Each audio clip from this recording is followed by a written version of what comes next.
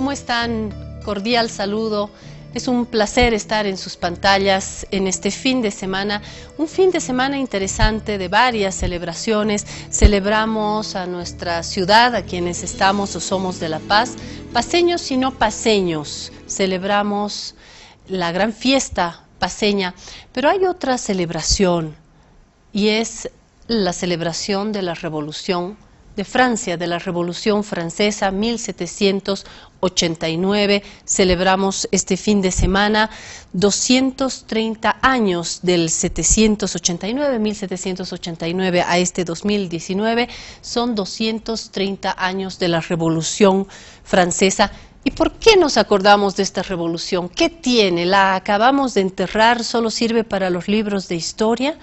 ¿O es que ha marcado en la historia universal, en nuestros principios, en nuestros valores universales? Para responder estas preguntas he invitado al embajador de Francia. Quiero darle la bienvenida con mucho cariño a Denis Gaillard. Usted es embajador de Francia en Bolivia desde septiembre del año pasado, así que ya no le doy la bienvenida porque usted ya debe ser a estas alturas Chucuta Pico Verde, que está celebrando con nosotros también las fiestas paceñas, pero sí le doy la bienvenida al programa. Usted está por primera vez en Piedra, Papel y Tinta, así que la bienvenida al programa. Es un placer que haya aceptado sentarse acá. Muchas gracias, un momento muy agradable de compartir con usted, así que estoy muy feliz de estar con usted para esta emisión. Embajador, ¿qué experiencia tiene hasta aquí de Bolivia? Está a menos de un año. Hablemos primero brevemente de lo que está haciendo, cómo se siente en Bolivia y cuáles son los asuntos que le ocupan más. Bueno, yo tenía una gran curiosidad de conocer Bolivia porque nunca había venido antes de ser nombrado aquí. Pero estuvo en muchísimos países de América Latina. Es un conocedor. Es más, ¿usted ha nacido en América Latina? He nacido en América Latina, un poco, no muy lejos de aquí, en Chile, pero he trabajado también en Cuba, así que tengo un gusto para América Latina, aunque haya trabajado también en otros países como Etiopía, como Líbano, pero realmente América Latina tenía ganas de volver y de poder conocer un país tan extraño y tan interesante como Bolivia. Sí, seguro que no se va a aburrir porque están sucediendo muchas cosas. Tiene en una el país, personalidad, además el año de elecciones importantes, algo Sí. muy interesante, así que es una gran felicidad estar en este país y de descubrirlo poco a poco, viajando en las varias ciudades, pero también en las zonas rurales de Bolivia, descubriendo un país muy diverso, con una riqueza interior muy fuerte y también con posibilidades de encuentros culturales, económicos también y políticos muy interesantes. Seguro. Así que es un placer. Digamos que tenemos que hacer una selección de las 3 principales tareas de la Embajada de Francia acá en Bolivia. ¿Cuáles son? ¿Cuáles son las misiones más gruesas, las tareas más importantes? Primero es demostrar lo que Francia es hoy, porque la gente tiene una imagen de Francia un poco clásica, un poco encerrada en la historia. Vamos a hablar de historia hoy día. Hay que mostrar que Francia es un país de hoy día, con una tecnología, con ideas, con debates actuales, que no es solamente una página de historia, pero que es también un país que tiene su papel en la geopolítica. Por ejemplo, en este momento la Francia asume la presidencia del G7, que son el grupo de los países los más importantes del mundo y tienen una agenda importante. Así que es mostrar primera cosa, mostrar lo que es Francia hoy. La segunda tarea, pero la descubrí un poco, es también hacer conocer Bolivia a Francia, porque es importante que la gente tenga una idea más precisa de Bolivia. Es importante, muy interesante trabajar sobre ese tópico. Y el tercer asunto, creo que es de reunir un poco todos los que hacen cooperación franco-boliviana, reunirlos en un esquema común, en un plan común, porque tenemos la embajada, pero tenemos 2 liceos, uno en Santa Cruz, uno en La Paz, tenemos 4 alianzas francesas, tenemos una agencia francesa de desarrollo que trabaja sobre el saneamiento del agua y sobre las energías sostenibles, y tenemos un instituto también de investigación, IRD, así que hay que trabajar todo el mundo juntos, y eso es mi tarea. Sí, en resumen, mostrar el potencial francés hoy en día, además economía 8, si no me equivoco, es la economía 8 del mundo, conocernos bolivianos y franceses y trabajar más en común. Siento que la relación América Latina-Europa ha estado atravesada forzosamente por la relación España-América Latina, sí, pero supongo que hay que sobrepasar esa barrera porque Europa también es diversa y tenemos derecho en América Latina a saborear más esa diversidad europea, que no pase forzosamente nuestra relación con nuestra ex colonia, ¿verdad? Que pase de esa relación colonial, que sí, creo que todavía quedan muchísimas herencias, y conocer y tener otro tipo de relación, que es la que de todas maneras tenemos con España, ¿no? Es una relación de historia común, pero al mismo tiempo una relación en la que quedan, reitero, estas cenizas coloniales, que no son cenizas, a veces forman parte de lo que somos. Así que nos viene muy bien este encuentro. Nos viene también bien este encuentro con Francia, porque la Revolución Francesa no es un asunto que incumba únicamente a Francia. La Revolución Francesa, le pregunto, está entre las principales revoluciones de la historia universal. ¿Comparada a qué? Le pregunto, si usted tiene un mapa en su mente de las principales revoluciones en nuestra historia, ¿se atrevería a hablar de qué? O por lo menos de nuestra última historia. Bueno, claro, porque uno puede tener en la mente la Revolución Rusa, la Revolución Cubana. Yo diría primero que la Revolución Francesa fue la primera, así que se probó todo, lo más bonito y lo más duro también, porque hubo un periodo muy duro, en particular en los años de 1793, lo que se llamó la Terror, porque en un momento se perdió control y cada grupo eliminaba el otro grupo y hubo mucha gente que perdió la cabeza en ese momento, había un momento muy sanguinario, así que hubo un poco de todo en la Revolución Francesa. Pero fue la primera, y así que creo que dio una influencia muy grande a las otras revoluciones, que se inspiraron por lo mejor o por lo peor de los distintos episodios de la revolución. La primera, en esta última etapa de nuestra historia universal, la primera, y diríamos también la más radical. A lo mejor, pero una vez más empezó de manera no dulce, pero bastante, muy intelectual. Primero, el siglo XVIII fue el siglo de Lumière, de los filósofos franceses, ¿sí? Voltaire, Rousseau, que empezaron a mostrar que no era posible de continuar con un régimen autocrático, monárquico absoluto. Así que empezó de manera muy intelectual en los salones, hubo mucha influencia también de las mujeres, que tenían un papel muy importante en las discusiones.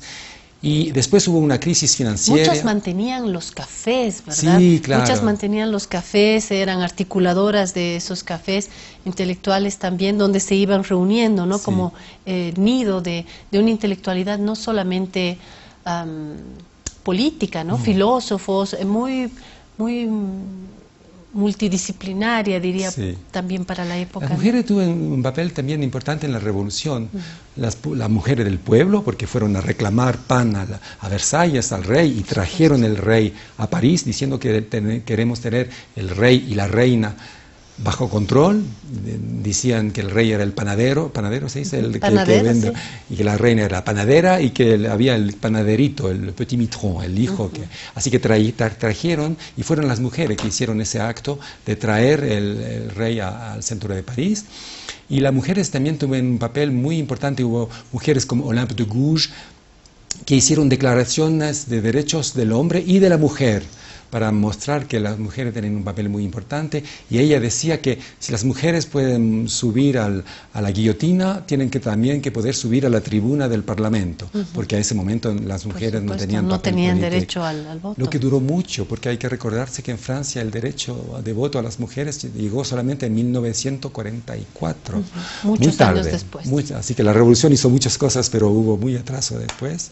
Así que empezó la revolución de manera, digamos, dulce, intelectual. Hubo una crisis financiera importante, el rey reunió los representantes del pueblo, les états généraux, y a ese momento, para pedir de poder tener más impuestos, pero a ese momento la gente reunida dijo, no, nosotros estamos aquí, ahora queremos tener una constitución, un rey constitucional, y ahí empezó toda la dificultad, y después llegó la parte con el pueblo, que por ejemplo tomó la Bastilla, porque pensaba que había armas adentro, lo que no era el caso, pero era un símbolo también de la monarquía la más terrible, porque el rey tenía el derecho de escribir una lettre de cachet, una carta, para decir tal cual tiene que ir a cárcel, y esa gente iba a la Bastille.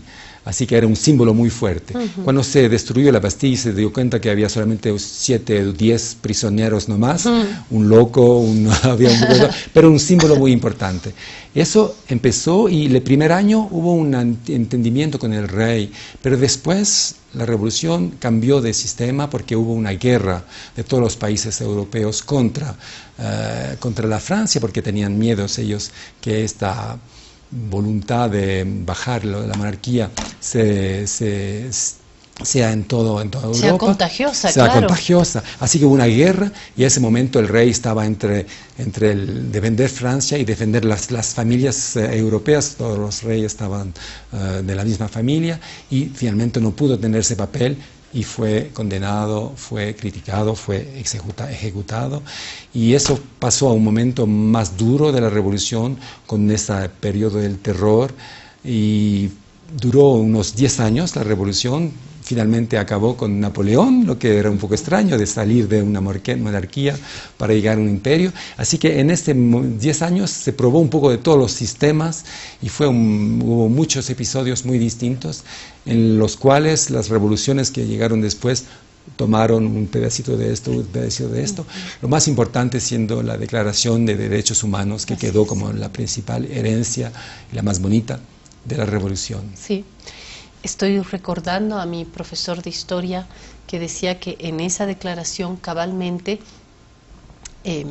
se sellaban, digamos, los derechos fundamentales, los principios, la columna vertebral de los derechos, pero al mismo tiempo, muy chiquitito, decía mi profesor, casi imperceptible, hay un artículo ahí que habla del derecho burgués y a partir de eso...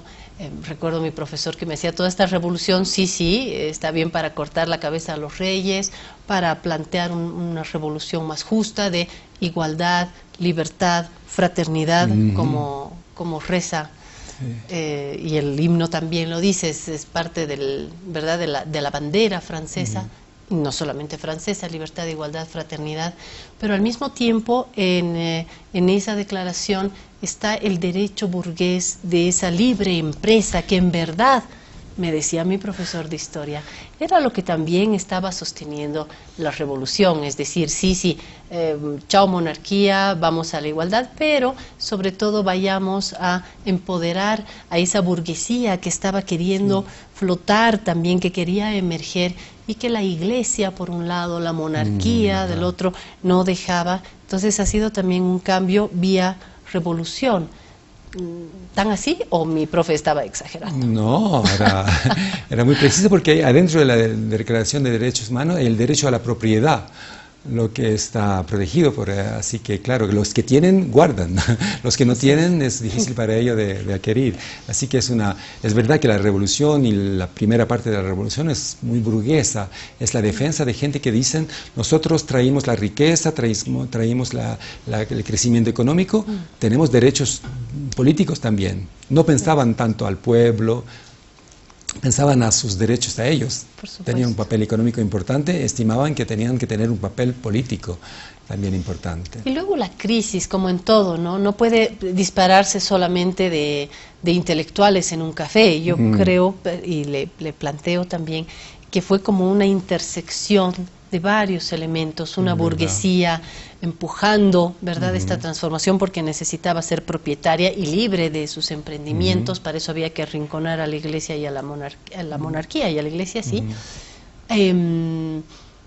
pero también esa fogata de pensamiento que se estaba dando en los círculos intelectuales, pero la crisis también y la pobreza también, y hemos visto muchas películas que nos dicen cómo vivían los reyes, y ahí detrás de las rejas, cuando los reyes estaban viviendo la bonanza, afuera estaba la miseria, el hambre, y es esa crisis también la que revienta, y creo que explica mucho estos procesos, ¿no? Sí, también en ese momento no había lo que tenemos ahora, el web, pero había muchos papelitos que criticaban la monarquía, criticaban a la reina por sus gastos, por la vida que ella tenía, a lo mejor exagerándolo, pero y eso circulaba muy rápido. Creo que la Revolución Francesa fue también un momento donde el diario tuvo mucha importancia, y mucha importancia en el Palais Royal, lo que se llamaba el Palais Royal. Había gente que distribuía papelitos para decir cosas verdaderas o horrorosas. Usted está hablando del periodismo también, ¿ah? Ese momento tuvo un papel muy importante también. Seguro. ¿Qué queda después de ese momento que ha marcado tanto y que ha inspirado revoluciones? No cabe duda a una intelectualidad también en América Latina, en los procesos de independencia. Basta ver documentos, por ejemplo, de Simón Bolívar, tan inspirados en escritos de Montesquieu. Hay una conexión ahí, se queda como un paradigma, ¿no? Sí, verdad. José Antonio de Sucre también. Hay una inspiración que fue mundial después de lo que los principios, como usted lo decía, libertad, igualdad, fraternidad. Es importante tener esas tres palabras, porque libertad y igualdad se puede arreglar con leyes, pero fraternidad es algo que permite a libertad y igualdad de ser complementarios, porque a veces libertad y igualdad son contradictorios. Si yo quiero la libertad de hacer lo que puedo, de enriquecerme, de hacer... no hay igualdad, así que... Y si hay igualdad, no hay libertad, porque... así que es una cosa un poco complicada de combinar, pero la fraternidad tiene que traer justamente esa posibilidad de juntar lo que exige la libertad y lo que exige la igualdad. Y esos principios fueron muy interesantes en América Latina. Claro, hubo una gran influencia, y yo creo que en particular en Bolivia, en la independencia de Bolivia, estos principios de la Revolución Francesa estaban muy presentes en la cabeza de los líderes. Algún joven dirá, ¿ya qué importa todo eso? ¿Ya qué importa? Hoy, en este 2019, en el mundo, en América Latina, en Europa, en el mundo, en Francia también, ¿qué queda? ¿Qué queda además de los libros de historia? ¿Qué queda del espíritu revolucionario francés? ¿Queda hoy? Sí, yo creo que la actualidad mostró que había un espíritu de rebeldía, incluso en Francia. Como usted sabe, tuvimos un año muy tenso con los chalecos amarillos, que de una cierta manera se conectaban también con esa tradición revolucionaria francesa, porque no hubo solamente una revolución en Francia, hubo una otra revolución en 1830, una otra en 1848, hubo la Commune en 1870, hubo Mayo 68 en el siglo, así que hubo varios episodios. Es una tradición francesa, ¿no?, de rebeldía en la calle. Y lo que pasó este año con los chalecos amarillos muestra que hay siempre una voluntad de tomar la calle para expresar algo que no está representado bastante por los parlamentarios o por la vida política. Y lo que pasó este año fue bastante interesante. Hubo pedidos legítimos, pero que fueron también, como decir, que a veces se transformaron en una rebeldía un poco violenta. Así que había un pedido legítimo, pero también después una pérdida de control un poco de la situación. Tuvimos un año un poco complicado, con gente que pedía cosas muy naturales, pero que lo pedía con bastante fuerza. Bueno, finalmente el gobierno hizo propuestas y ahora se calmó, pero se vio que había siempre esta tradición revolucionaria que estaba no muy lejos. Algún año que yo estuve en Francia, escuché a jóvenes del Partido Comunista, jóvenes de 17, 20 años, decir: una sola solución es la revolución, une seule solution, c'est la revolution. Qué paradójico, dirá alguien, hoy en una Francia donde la derecha está ocupando más lugar, donde no se puede hablar de una izquierda más radical, que queda un poco arrinconada en el abanico político francés. ¿Se habrán perdido esto? Porque además esto, fíjese, embajador, esto de la izquierda y la derecha viene cabalmente de la Revolución Francesa, claro, si uno va a estar a la izquierda, ¿verdad? El lugar donde estaba en el anfiteatro. Exactamente, claro. Exactamente. Bueno, hay que recordarse también, por ejemplo, el presidente Macron, su libro para su campaña se llamaba Revolución. Así que esa palabra, ese espíritu está muy compartido. Imagino que no es la misma revolución que lo que puede pensar ese joven comunista que decía, que hablaba de revolución, pero es algo que está siempre en el espíritu. Hay necesidad de cambiar las cosas, no se puede satisfacerse de la situación existente, hay que cambiar la situación. Así que yo creo que el tema de la revolución queda muy presente y la gente piensa que hay una posibilidad de cambiar de repente todo porque lo que existe no es suficiente, no es bastante y no es el buen sistema. Así que ese espíritu de la revolución siempre está muy presente. Si hacemos una traducción, usted me va a decir si yo exagero o no, hacemos una traducción de los actores de ese 1789 a los actores que hay hoy. No hay monarquía y eso yo creo que ha favorecido muchísimo, esa es mi opinión, ha favorecido muchísimo a Francia, ¿no? En el espíritu, la educación laica, etcétera, etcétera, ¿no? Como que han logrado poner a un lado la iglesia, la monarquía. Esto dicho, me pregunto si en ese espíritu no ha habido algún extravío en algún momento, porque si cambiamos los actores, en ese momento era esa gente, ese pueblo, ese campesinado que estaba viviendo miseria, que estaban excluidos, que no estaban ingresando en la fiesta. Hoy esos excluidos, de repente son algunos franceses, pero de repente hoy tienen otra nacionalidad. De repente hoy esos excluidos son latinoamericanos, son africanos, son los migrantes. Se puede mirar hoy y sentir una revolución que quiere establecer esa libertad, igualdad, fraternidad con el que no tiene nacionalidad francesa, con el que no tiene pasaporte, con ese que está expulsado de las guerras. Creo que es el gran debate. Me pregunto si no he ido muy lejos en mi comparación. No, es muy interesante. Creo que es siempre de actualidad ese sentimiento que uno no se puede satisfacer de lo existente. Y los migrantes que deciden de quitar sus familias, sus países para encontrar algo nuevo, están con una voluntad realmente de cambiar las cosas y de obtener un poco de un pedacito de lo que tienen los otros también. Para volver a los chalecos amarillos, la idea de chaleco amarillo, ¿qué es lo que era? Cada uno lo tenía en su auto para protegerse si hay un accidente. Y la gente dijo, vamos a tomar algo que todo el mundo tiene, lo vamos a poner para tener visibilidad. No tenemos bastante visibilidad. Los pobres, muy pobres, son ayudados, los ricos, muy ricos, no necesitan ayuda, pero los que están entre los dos, en pequeñas ciudades donde se están desapareciendo los servicios públicos, no tenemos visibilidad, queremos ser vistos y decir que tenemos problemas a partir de la mitad del mes, para terminar este mes, y queremos realmente que nos escuchen. Ese era el llamado que fue interpretado, que fue recibido por el presidente, porque hubo un gran debate.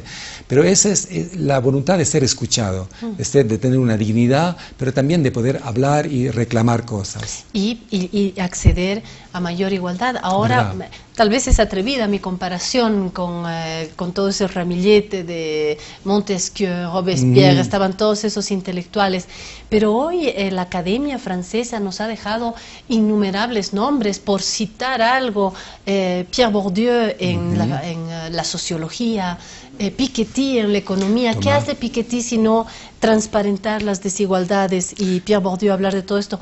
De pronto hay una intelectualidad que nos está empujando a esto, reitero, en un nuevo escenario donde ese africano no solamente quiere papeles, quiere ser estrella, quiere meter los goles. Por eso hubo quien escribió un artículo en La Razón que decía liberté, égalité, Mbappé, que creo que refleja bien la Francia hoy, ¿no? No, verdad. No, realmente esto es un punto muy importante, de tener una esperanza, de que la gente pueda decir, yo puedo decidir mi vida, no estoy condenado a tener una submisión a mi destino, quiero elegir mi destino. Eso es una fuerza muy grande, lo que se ve ahora con los migrantes, pero también en otros casos. Pero las fuerzas conservadoras también están emergiendo, ¿no? Estamos en un mundo donde los ricos son siempre cada día más ricos y los pobres más pobres. Hay un problema realmente del equilibrio y de la justicia mundial. Y además todo lo que sucede ahora con los problemas climáticos siempre son los más pobres que sufren lo más de esta situación. Y eso es lo más injusto en este mundo contemporáneo. Y qué bueno que lo diga y que lo tengamos presente, porque Sí. parece que es una fórmula que se repite y a la que le estamos buscando una solución desde la economía, a la política, a la Claro. filosofía. Se acabó el tiempo. Gracias, embajador, por estar Gracias a usted. y por compartir este momento. Bueno, viva la revolución. ¡Viva la Viva revolución! la revolución, la francesa, viva la revolución, la igualdad, la libertad, la fraternidad y la menor desigualdad, esa es nuestra bandera. Hablando de banderas, vamos a levantar la bandera de la paz. Lucía Sauma tiene enseguida una mesa sobre la paseñidad. ¿Qué nos hace paseños? ¿Hay un núcleo duro ahí? Que lo digan los historiadores y paseños. Enseguida volvemos.